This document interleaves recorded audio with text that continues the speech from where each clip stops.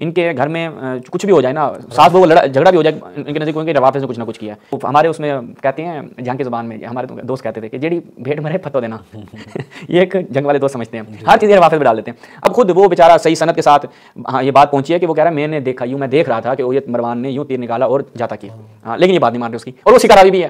یہ جو دوسرا طریقہ ہے جو آپ کہتے ہیں کہ وہ بندہ تلاشا جائے، تو آرام سے یہ چیز پتہ چل جاتی ہے کہ قیس بن ابی حازم کا سماع عائشہ سے بھی ہے اور حتیٰ کہ عشرہ مبشرہ میں سے 9 افراد میں سے ہے، تو بس لہٰذا کسی قسم کی کوئی صورت ارسال باقی نہیں رہتی، بلکہ حدیث جو ہے وہ متصل ہو جاتی ہے۔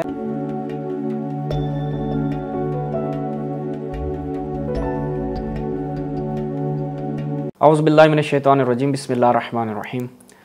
ناظرین، ایک گفتگو کی تھی ہم نے قاتلین عثمان کے دوران کہ مروان جو داماد تھا عثمان کا، وہ قاتل ہے عشرہ مبشرہ میں سے ایک صحابی جن کا نام ہے طلحہ۔ حضرت طلحہ کا قاتل تھا مروان، اور مروان کون تھا؟ جناب عثمان کا داماد تھا۔ اس کے اوپر پھر ہمیں کسی دوست نے کلپ بھیجے اور کہا کہ اس میں تو جناب یہ بیان کر رہے ہیں کہ یہ حدیث اور یہ جو واقعہ ہے کہ مروان قاتل تھا طلحہ کا، یہ ضعیف ہے، ثابت نہیں ہے۔ چلتے ہیں عماد بھائی ان موصوف کی گفتگو سنتے ہیں، اس کے بعد پھر ان کا جواب ان کی خدمت میں ہم انشاءاللہ عرض کریں گے۔ انہوں نے ایک روایت بھی طبقات ابن سعد سے پیش کی، الطبقات الکبریٰ ابن سعد رحمۃ اللہ علیہ کی کتاب جلد 3 صفحہ 223 کہ رما مروان بن الحکم طلحہ یوم الجمل فی رکبتہ، کہ مروان نے سیدنا طلحہ رضی اللہ عنہ کے گھٹنے پر تیر مارا جنگ جمل والے دن، اور پھر وہ خون بہنے لگا اور اس خون سے بہنے سے وہ شہید ہو گئے۔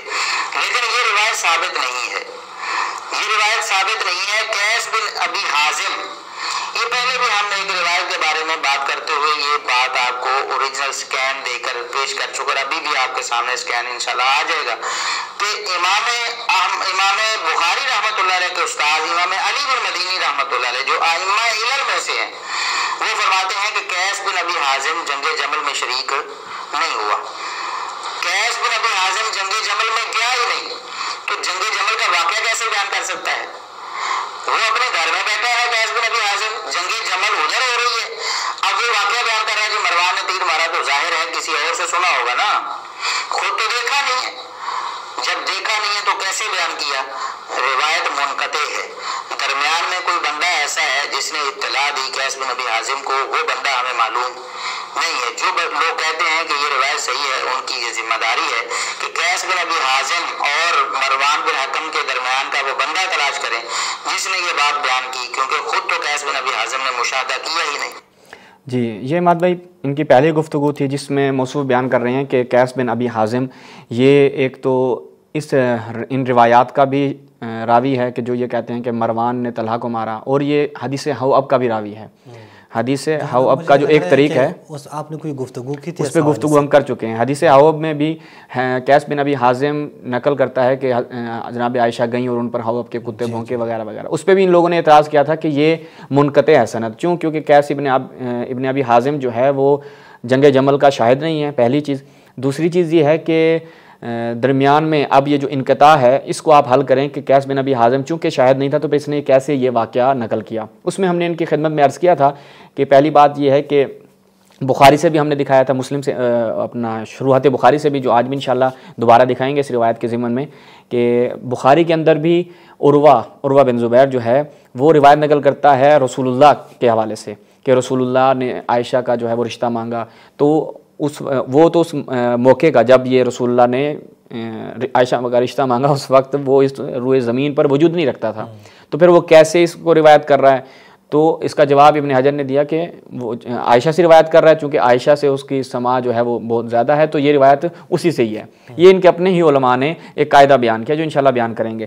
اس کے بعد ابھی یہی مفتی صاحب نے پہلا اعتراض یہ کیا، پہلے ہم دیکھتے ہیں کہ جو روایات ہیں اس حوالے سے کہ طلحہ کو مروان نے قتل کیا، اس میں ان کے اپنے علماء کیا کہتے ہیں، پھر ہم آگے بڑھتے ہیں۔ سب سے پہلے یہ ملاحظہ فرمائیں، ہم تصحیحات بیان کرتے ہیں، اس کے بعد ان کا جواب آگے دیتے ہیں۔ الاصابہ فی تمییز الصحابہ، جب ہم اس میں جاتے ہیں، کس کی جناب؟ امیر المؤمنین فی الحدیث ابن حجر عسقلانی، اور یہ مذہبی طور پہ کیا تھے؟ حنفی نہیں تھے بلکہ شافعی تھے۔ اچھا جی، الاصابہ فی تمییز الصحابہ، اس میں جب ہم جاتے ہیں تو یہاں پر دیکھیے گا، وہ کہتے ہیں صفحہ نمبر، ہم صفحہ بتا دیں ماد بھائی، وہ کہتے ہیں صفحہ نہیں بتاتے، 432 صفحہ نمبر پہ جب جائیں تو وہاں پہ کہ وَرَوَا ابن عساکر من طرق متعددہ، ایک نہیں بلکہ ابن عساکر نے متعدد طرق سے جو ہے وہ متعدد طرق سے یہ نقل کیا کہ ان مروان ابن الحکم هو الذی رماہ فقتلہ منہا، کہ مروان بن حکم نے تیر مارا طلحہ کو اور وہ اس سے قتل ہو گیا۔ اچھا، اس کے بعد واخرج ابو القاسم البغوی بسند صحیح، سند صحیح کے ساتھ، یہ جو کہہ رہے ہیں انقطاع ہے وغیرہ وغیرہ، تو خود یہ آپ کے اپنے ہی محدث نے اس چیز کا اعتراف کیا اور وہی بیان کیا کہ مروان نے جو ہے طلحہ کو قتل کیا۔ اس کے بعد واخرج یعقوب بن سفیان بسند صحیح عن قیس بن ابی حازم، اور آگے اسی روایت کو بیان کیا جو وہ بیان فرما رہے تھے کہ فرماہ بثامن فی رکبتہ۔ اچھا جی، یہ اب خود ابن حجر اسقلانی جو ہیں وہ 3 مقامات پر روایات کو بیان کر رہے ہیں اور کہہ رہے ہیں طرق متعددہ سے یہ بات نقل ہوئی ہے صحیح سند کے ساتھ۔ اچھا جی، کوئی پتہ کیا پھر کہتے ہیں جی روافظ کی اپنی کارستانی، انہوں نے ایک تو ہر چیز، ان کے گھر میں کچھ بھی ہو جائے نا، ساس بہو جھگڑا بھی ہو جائے، ان کے نزدیک ہوئیں کہ روافظ نے کچھ نہ کچھ کیا ہے، یہ روافظ نے جو ہے نا پتہ نہیں، یہ ہر جگہ وہ ہمارے اس میں کہتے ہیں جھنگ کی زبان میں، ہمارے دوست کہتے تھے کہ جیڑی بھیڑ مرے پھتو دینا یہ ایک جنگ والے دوست سمجھتے ہیں، ہر چیز یہ روافظ میں ڈال دیتے ہیں۔ الاستیعاب فی معرفت الاصحاب، کس کی جناب؟ ابن عبد البر کی ہے۔ جب اس میں جاتے ہیں تو اس کے صفحہ نمبر 766 پہ کیا کہتے ہیں کہ لا یختلف العلماء الثقات، علماء ثقات کا اختلاف نہیں ہے کس چیز میں؟ فی ان مروان قتل طلحہ یومئذ، کہ مروان نے طلحہ کو قتل کیا تھا، اس میں علماء ثقات کا جو قابل اعتماد علماء ان کا کسی قسم کا اختلاف نہیں ہے۔ غیر ثقل جو ہے وہ کہتے ہیں کہ یہ آج کل کے یہ جو ہمارے بھائی ہیں نا، ان کو بہت چنونے کاٹتے ہیں، اہل حدیث جو بالخصوص ہیں، یہ شاید کوئی روایت چھوڑی ہے انہوں نے جس میں سے یہ علت نکالتے ہیں، اور علت بھی ایسی نکالتے ہیں، مزاحیہ علت کہتے ہیں اسے، علت کی قسمیں ہیں، ہاں ایک علت مزاحیہ اسے کہتے ہیں ہماری اصطلاح میں، علت مزاحیہ نکالتے ہیں یہ کہ بھائی یہ جو ہے وہ صحیح نہیں ہے۔ اچھا، اب آگے جب بڑھتے ہیں تو اماد بھائی دیکھتے ہیں کہ آیا کیا کہتے ہیں قیس بن ابی حازم جو تھا وہ جنگ جمل کا شاہد تھا یا نہیں تھا؟ ایک بندہ خود کہہ رہا ہے بھائی نے بھائی دیکھا ہے، وہ کہتا ہے نہیں تم نے نہیں دیکھا، بھائی تم کیسے آج یعنی یا نور پوری آج کیسے کہہ رہا ہے، اور یا علی بن مدینی جو ہے وہ بعد میں آگے کہہ رہا ہے کہ وہ وہاں تھے نہیں، یا تو علی بن مدینی ہوتا قیس بن ابی حازم کے وقت کا، اسی زمانے کا ہوتا، پھر کہتا کہ جی ٹھیک ہے میں بھی جنگ جمل میں موجود تھا، علی بن مدینی کا جو بخاری کا استاد ہے، علی بن مدینی یعنی کتنے یعنی 36 میں تو پیدا نہیں ہوا ہوگا، 35-36 ہجری میں تو تھا نہیں یہ، ٹھیک ہے، بندہ کہنا کہ جنگ جمل کا شاہد تھا، تو یہ کہیے کہ قیس بن ابی حازم جو ہے یہ خود میرے ساتھ بیٹھک میں بیٹھا تھا، وہاں پہ جنگ جمل ہو رہی تھی، یہ تو گئے نہیں وہاں پہ، تو پھر چلو علی بن مدینی کی بات قابل قبول ہے۔ لیکن جناب اب خود وہ بیچارہ صحیح سند کے ساتھ ہاں یہ بات پہنچی ہے کہ وہ کہہ رہا ہے میں نے دیکھا، یوں میں دیکھ رہا تھا کہ یہ مروان نے یوں تیر نکالا اور جاتا کیا، ہاں لیکن یہ بات نہیں مان رہے اس کی، اور وہ سکہ راوی بھی ہے، ایک سکہ راوی خود اپنی زبان سے اقرار کر رہا ہے اور یہ نہیں مانتے۔ ملاحظہ فرمائے المطالب العالیہ ابن حجر اسقلانی، اور اس پہ سعد شسری یعنی نہایت متعصب شخص ہے، اس کی مجلد ثامن عشر 18ویں جلد ہے، اس میں جب ہم جاتے ہیں صفحہ نمبر 135 ملاحظہ کریں۔ اچھا جی، قیس بن ابی حازم تابعین میں سے ہے، وہ کہتے ہیں اسماعیل بن خالد ان قیس بن ابی حازم رأیت مروان بن الحکم، میں نے اب یہ جس پہ ہمیں دقت کرنی ہے کیا ہے جی، مروان بن حکم کو میں نے دیکھا، رأیت بھائی میں نے دیکھا، ٹھیک ہے، یہ نہیں کہ وہ ایسے ہی بیان کر رہا ہے، مثلا کہتے ہیں نا دیکھا اس وقت کہ جب وہ تیر پھینک رہا تھا، ہاں تیر مار رہا تھا، میں نے دیکھا اس بات کو، لیکن یعنی وہ اپنی گواہی دے رہا ہے کہ میں نے اس معاملے کو ہاں مشاہدہ کیا، میں عینی شاہد ہوں، تو اس طریقے سے پھر نیچے خود کیا کہتا ہے اسناد ہو صحیح و رواتہ ثقات، وقال الحسمی فی المجمع زوائد و رواہ الطبرانی و رجالہ رجال صحیح، وقال الحافظ ابن حجر فی الاصابہ سندہ صحیح۔ پھر نیچے پھر اسی کا ایک اور نقل کرتے ہیں کہ مروان نے، اصل ہمارا مقصد کیا ہے، مروان کا طلحہ کو قتل کرنا، آگے پھر روایت نقل کرتے ہیں کہ ابی صابرہ سے وہ کہتے ہیں کہ قلت ھذا اسناد صحیح، پیچھے بھی ہم نے بیان کیا تھا کہ ابن عساکر نے طرق متعددہ سے نقل کیا کہ یہ نہیں یہ جو واقعہ ہے، اس لیے کہا کہ علماء کا اصلاً اختلاف ہی اس میں نہیں ہے۔ اچھا جی، اب تھوڑا آگے بڑھیں تو یہاں پر جس روایت پہ اعتراض کریں، لیکن ہم اس سے پہلے خود ان کا چلتے ہیں اعتراض سن لیں، پھر چل کے اس کا جواب آپ کی خدمت میں بیان کرتے ہیں۔ اچھا جی، اب ہمارے ان مولانا صاحب نے جو اعتراض کیا ہے یہ ذرا سنتے ہیں۔ موجود ہے، قیس بن ابی حازم کہتے ہیں کہ میں نے مروان کو دیکھا،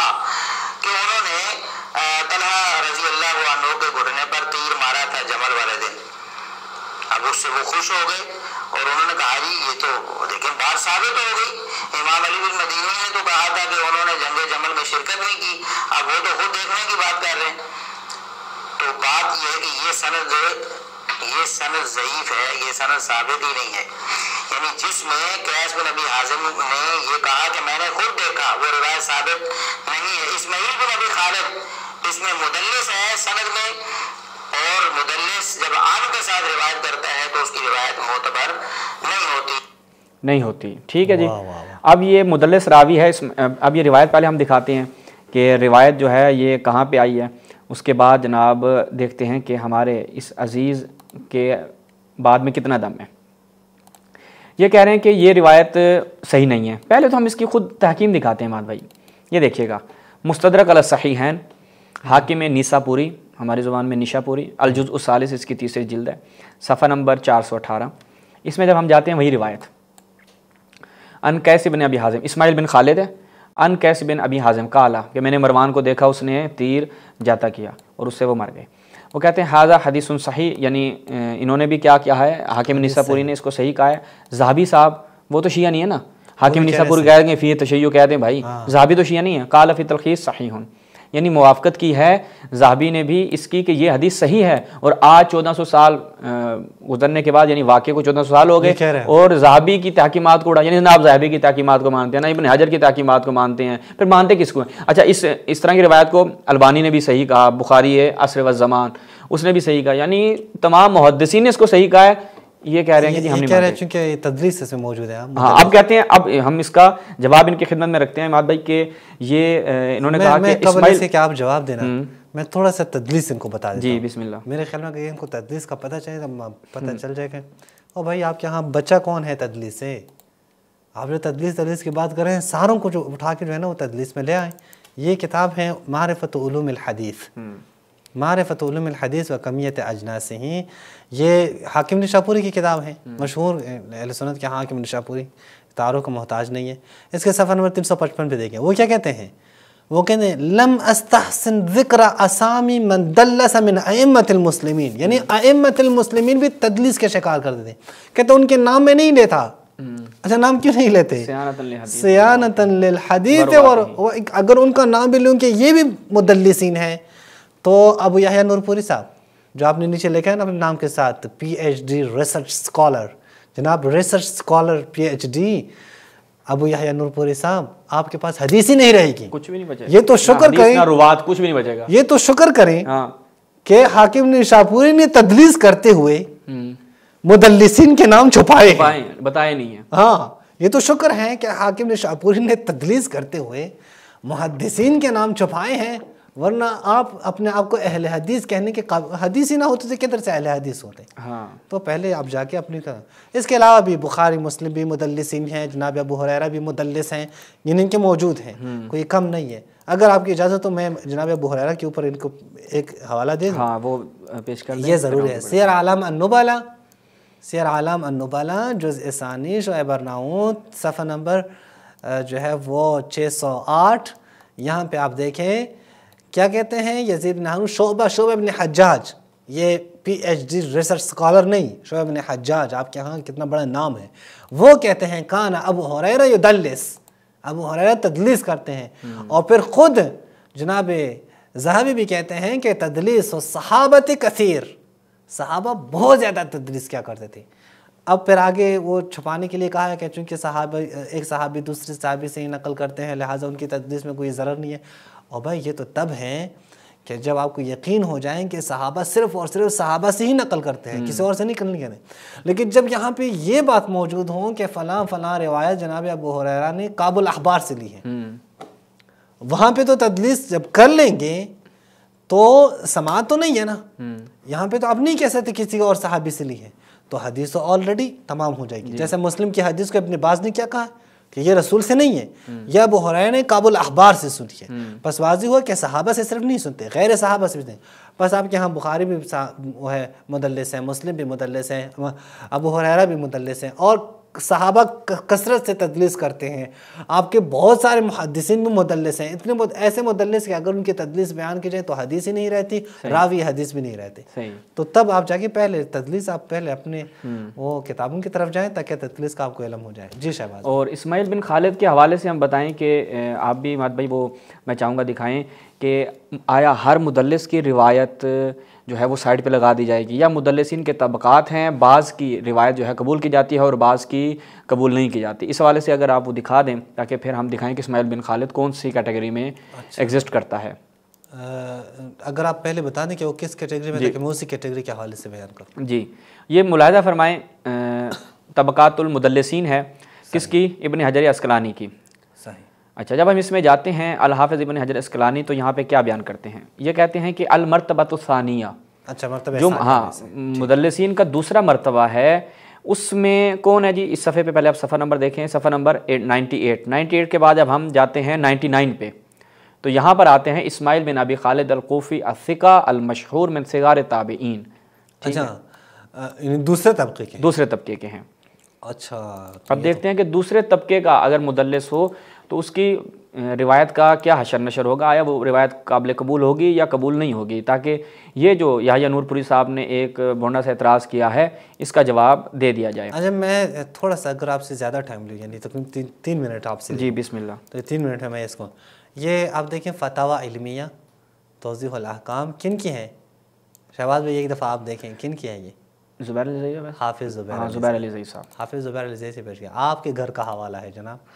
اس کے جو ہیں آپ دیکھیں صفحہ نمبر 582 میں یہ کہتے ہیں کہ ہمارے نزدیک بعض محدثین کو متساہل یا متشدد وغیرہ قرار دینے کے چکر سے یہ بہتر ہے کہ ہر راوی کے بارے میں تعارض اور عدم تطبیق کی صورت میں ہمیشہ جمہور محدثین کی ترجیح دی جائے۔ اس طرح نہ تو کوئی تعارض واقع ہوتا ہے، نہ اسماء الرجال کا علم بازیچہ اطفال بنتا ہے۔ بس یہاں پہ جمہور محدثین کی بات کی جائے گی، جہاں پہ آپ کے اکثر محدثین نے کہا ہے کہ وہ احادیث ٹھیک ہیں، تو بازیچہ اطفال ہم نے نہیں بنانا احادیث کو کہ ہم جا کے نور پوری صاحب کی تحقیق اور تحقیق پر عمل بچوں کا کھلونا نہیں ہے بھائی۔ جی، اب یہی زبیر علی زئی صاحب کی ایک اور کتاب آپ دیکھیں، مقالات جلد اول حافظ زبیر علی زئی صاحب، یہاں پہ آپ دیکھیں صفحہ نمبر 494 پہ انہوں نے نا محب اللہ شاہ راشدی صاحب، محب اللہ شاہ راشدی رحمہ اللہ بھی ساتھ لکھا ہے، کہتے ہیں استاد محترم مولانا ابو القاسم محب اللہ شاہ راشدی سے میری پہلی ملاقات ان کی لائبریری مکتبہ راشدیہ میں ہوئی تھی، میرے ساتھ کچھ اور طالب علم بھی تھے، یہ ان کے استاد ہیں، یعنی امام جناب زبیر علی زئی صاحب کے استاد ہیں محب اللہ شاہ صاحب۔ اس کے جو ہے دوسرے صفحے پہ آپ دیکھیں، یعنی 505 صفحے پہ آپ دیکھیں، وہ کہتے ہیں زبیر علی زئی صاحب کہ اگر مجھے رکن و مکان کے درمیان کھڑا کر کے قسم دی جائے تو یہی کہوں گا کہ میں نے شیخنا محب اللہ شاہ سے زیادہ نیک، زاہد اور افضل، اور شیخ بدیع الدین شاہ سے زیادہ عالم و فقیہ انسان کوئی نہیں دیکھا۔ قسم کھانے کے لیے وہ تیار ہیں، یعنی سب سے زیادہ افضل، سب سے زیادہ نیک، سب سے زیادہ زاہد شخص وہ محب اللہ شاہ صاحب ہیں۔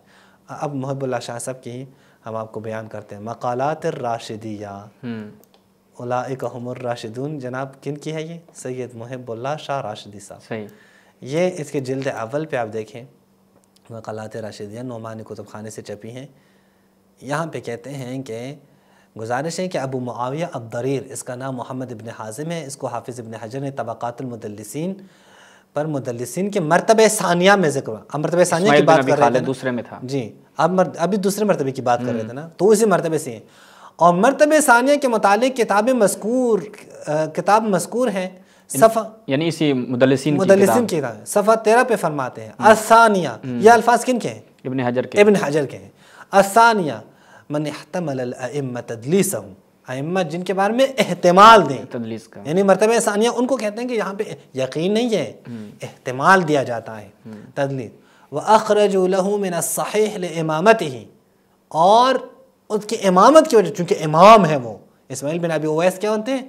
ائمہ ہیں نا، امام ہیں ان کے ہاں، امامت کی وجہ سے صحیح میں، یعنی صحیح روایات صحیح میں ان سے وہ لے لیں۔ وَقِلَّةِ تَدْلِيسِهِ، اگر ثابت ہو جائیں تو تدلیس بہت کم ہے، من جنب ما روى كالثوری، جیسا کہ ثوری وغیرہ ان کے اوپر ہے۔ ترجمہ بھی لکھا ہے، دوسرا مدلسین کا مرتبہ وہ ہے جس کی تدلیس کو ائمہ حدیث نے ان کی امامت اور قلت تدلیس کی وجہ سے قبول فرمایا ہے۔ یعنی جو مدلسین کا جو دوسرا طبقہ ہے ان کی تدلیس قبول ہے، تدلیس کی وجہ سے کوئی ان کی حدیث کے اوپر ضرر نہیں آتی۔ جب ابو معاویہ کو حافظ صاحب نے تدلیس کے دوسرے مرتبے میں ذکر کیا ہے تو حافظ صاحب کے ارشاد کے مطابق ائمہ حدیث کے نزدیک ان کی تدلیس محتمل و مقبول ہوگی، نہ کہ مردوں۔ پر دوسرے مرتبے میں ہے، دوسرے مرتبے کے جو شہباز بھائی جو راوی مدلسین ہیں ان کی تدلیس مضر نہیں ہے، وہ اگر ثابت بھی جو ہو جائیں کہ یہ مدلسین ہیں تب بھی ان کی تدلیس مضر نہیں ہے بلکہ مقبول ہے، ان کی روایت کے اوپر کوئی اثر نہیں ڈالتا۔ صحیح ہو گیا، بہترین ہو گیا۔ اچھا، اس کے ساتھ ہم نے پہلے بھی عرض کیا تھا حدیث حواب میں، دوبارہ اس کو ایک دفعہ جلدی سے ذکر کر دیتے ہیں، وہ یہ کہ انہوں نے کہا کہ چونکہ وہ اس وقت عینی شاہد نہیں ہے تو اس کو یہ واسطہ ذکر کرنا پڑے گا، وَإِلَّا روایت منقطع ہوگی۔ ملاحظہ فرمائیں، میں جلدی سے آپ کو دوبارہ، میں تقریباً 3-4 بار اس سے استدلال کر چکا ہوں، الجامع الصحیح، صحیح بخاری، اس میں جب ہم جاتے ہیں تو یہاں پر دیکھیے گا، یہاں پر کیا ہے کہ زید بن اسلم اپنے باپ اسلم سے نقل کرتا ہے کہ انا رسول اللہ کانا یسیر فی بعض اسفارہ، کہ رسول اللہ، اب اسلم جو ہے وہ بات کر رہا ہے کہ جہاں کا وہ عینی شاہد نہیں ہے۔